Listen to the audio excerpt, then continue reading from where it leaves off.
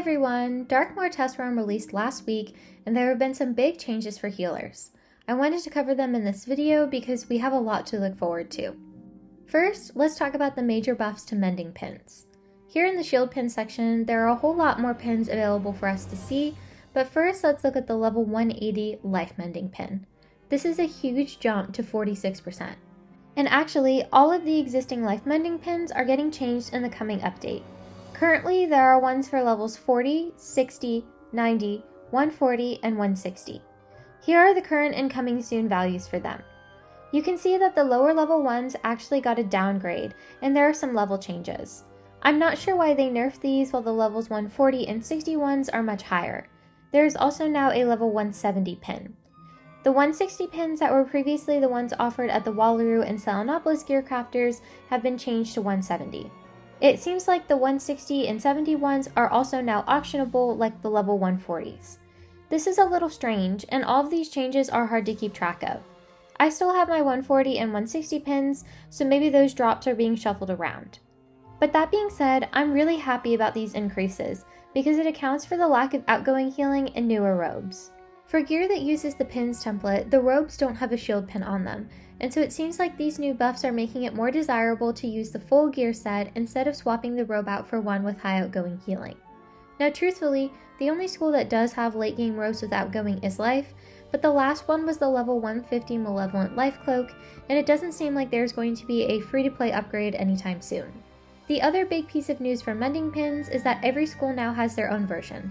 Previously, it was only Balance, Life, Fire, and Storm, but now, at least here in Darkmoor, they are available to everyone. Starting with the Balance pin, it's pretty close to Life's at 41 versus 46. Death has one at 37, Fire has one at 27, and Ice, believe it or not, has one at 46%. This is big news for Ice Wizards. It means Ice is quickly approaching the outgoing amount that Life can get, and combined with the high resist on their gear, this is going to make Ice a much more viable alternative healing school. This is great because previously Ice didn't have a mending pin. The Myth mending pin is 33%, and this is actually higher than I thought it was going to be. Myth Wizards can use the Grundle's Amends healing spell, and the new pin will be a great boost for that. Finally, you can see that there is no Storm mending pin for level 180. The devs have released several patches to test Realm both this week and last, and so I think at this point it was an intentional choice not to make one. So how do you get these new mending pins? When I was questing through Test Realm, I personally did not get any as drops even though I finished the main quest line. But I did farm the boss you need the badge requirement from to craft the pins. This boss is called Sister Sanderson, and she is located in the Skalamari section of Gravehome. Note that she is a side quest boss and you will not encounter her on the main quest line. This is a triple boss fight and they hit hard, so you definitely want to get a team to farm them, and having a healer is a big help.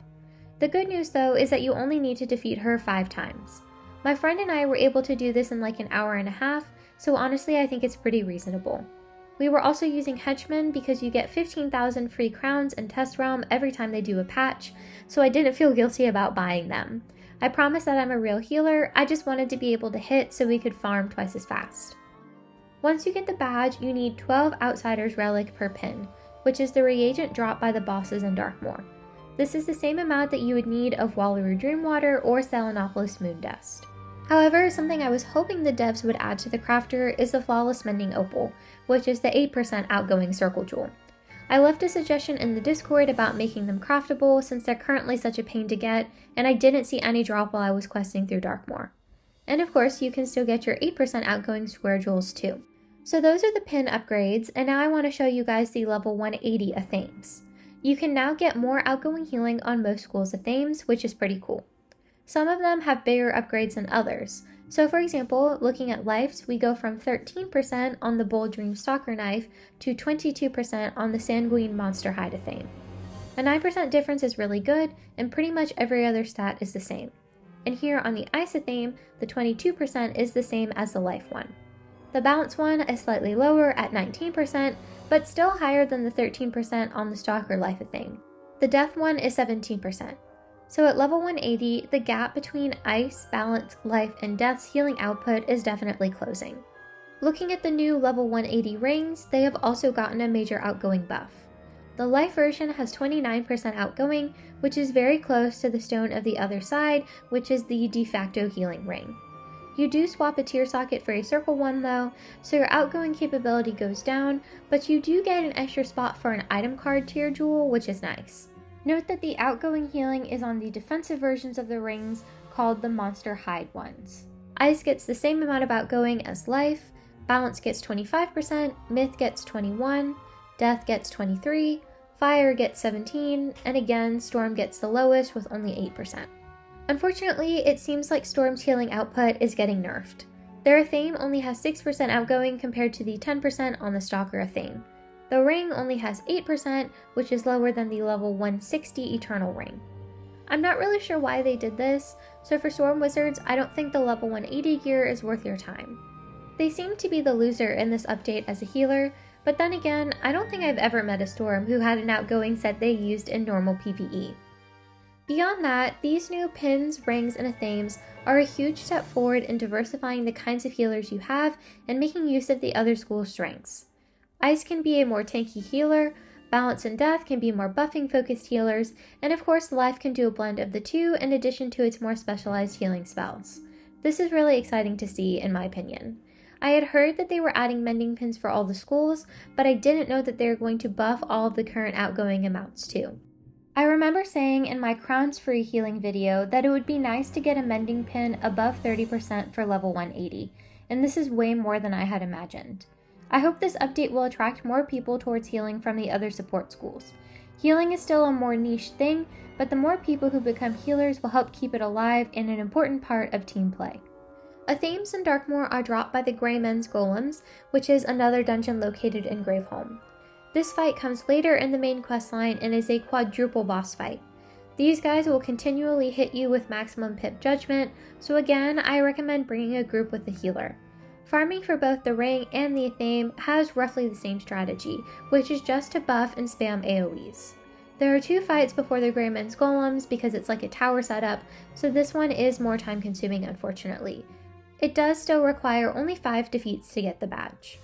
Remember that both the Athames and the rings with the high outgoing healing have to be converted from the higher damage versions, and those are the ones dropped by the boss. You don't need the badge to convert, but you do need it to craft. So what happens when you add the pins and the Athame to your healing set? My outgoing has now jumped from 230% in Live Realm to 265%. It should be 273, but unfortunately I don't have a spare 8% circle jewel to add to my Athame. I'm not sure what I'm going to do with all this outgoing healing, honestly, but I love it. Here is me casting a regular satyr, no enchantment or buffs, and no incoming healing on my friends. This feels OP. I also want to show you that a life free-to-play setup can now surpass the previous outgoing you would only get if you spent $100 on bundles and mounts, like what I showed in my Crowns Healing Gear video. I'm using the 180 mending pins, the Malevolent Life Cloak, the Sword of Kings, and free-to-play accessories and pet.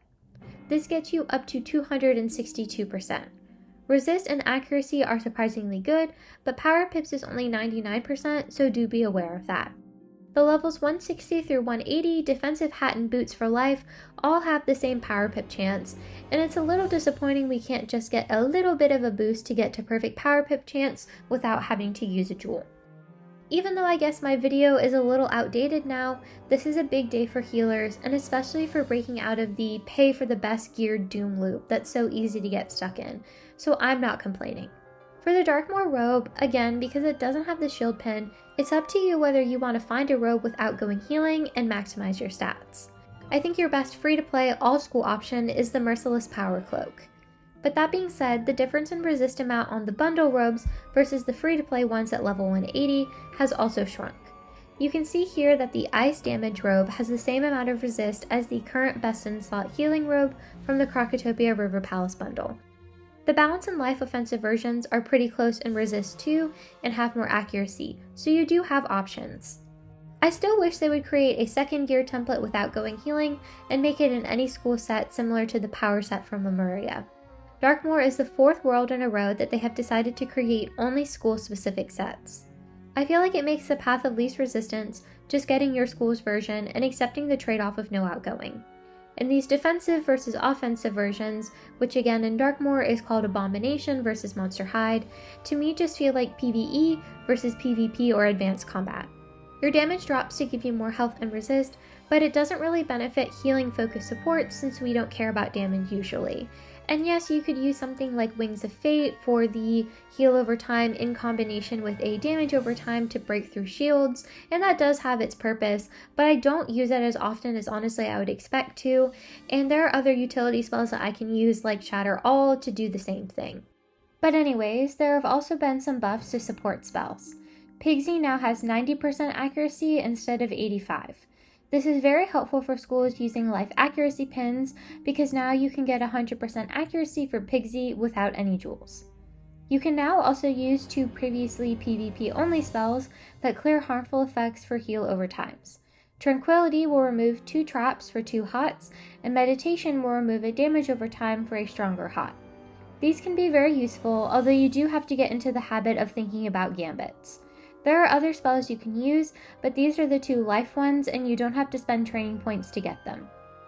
There's also the updated Shadow Sentinel spell, which is Ice's Shadow Transformation. When you use this spell, you will cast an intercept on your team, taking 50% of all damage to them for 3 rounds. You will also get a 30% resist aura at the same time.